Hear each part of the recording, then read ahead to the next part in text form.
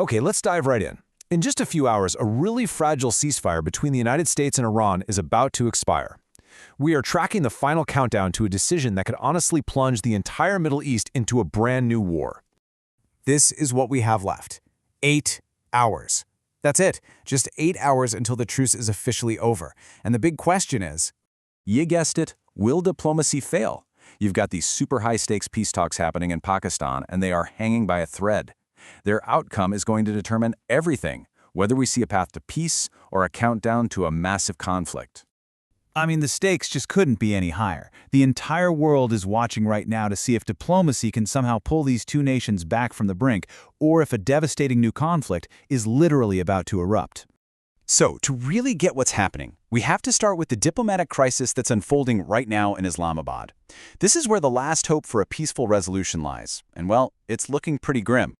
And this isn't some vague timeline, you know? We have the exact moment the ceasefire officially ends, 4:50 a.m. in Pakistan. Every single second is bringing us closer to that critical decision point. Okay, so to understand why we're at this diplomatic deadlock, we really need to break down the positions of the two main players here, Washington and Tehran, and they are worlds apart. The American position, at least publicly, is anything but friendly. President Trump's talk about being raring to go, well, that suggests a strategy of maximum pressure. It signals that the U.S. thinks it has the upper hand and is more than prepared to just get up and walk away from the table. And get this, the U.S. isn't even willing to start real negotiations without some preconditions being met first. The big one is the release of 8 female protesters. This move frames the conflict not just as a geopolitical squabble, but as a moral issue.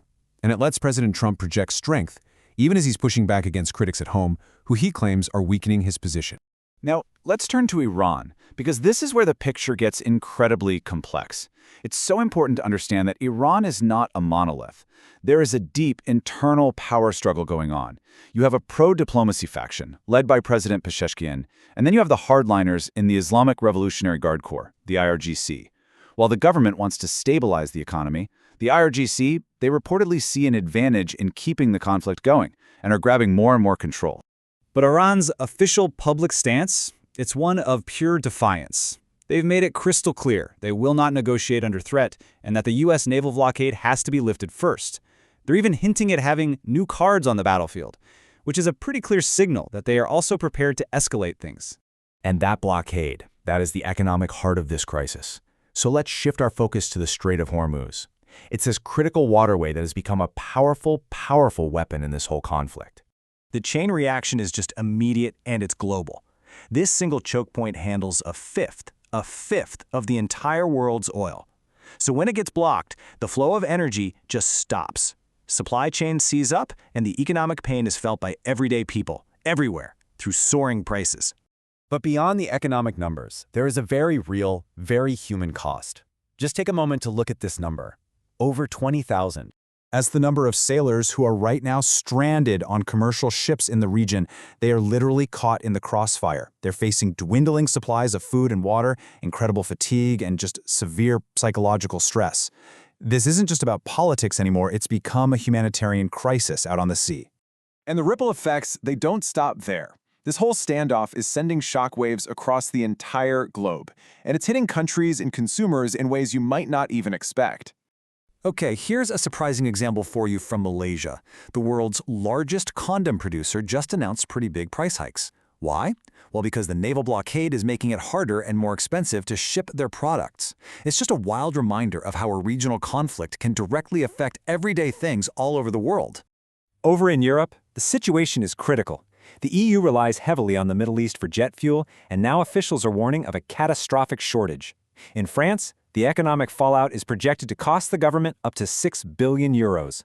That's huge. The shockwaves are also turning into direct security threats.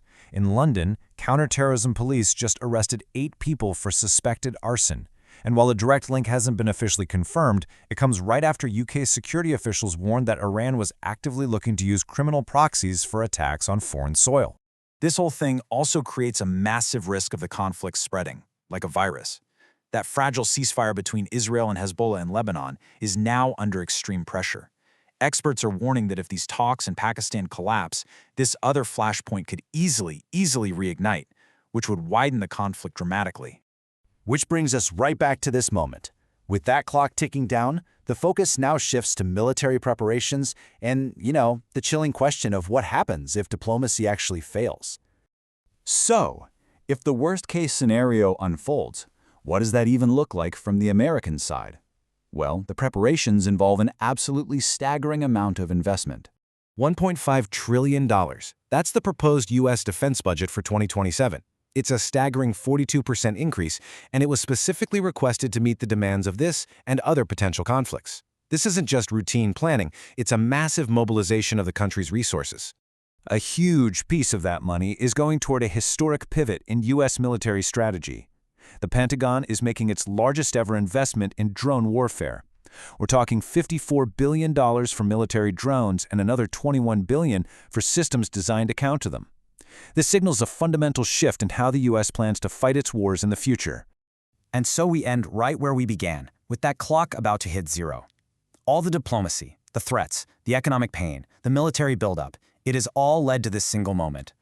Will a last-minute breakthrough somehow preserve a fragile peace, or is the world about to witness the outbreak of an inevitable war? The next few hours, well, they're going to decide everything.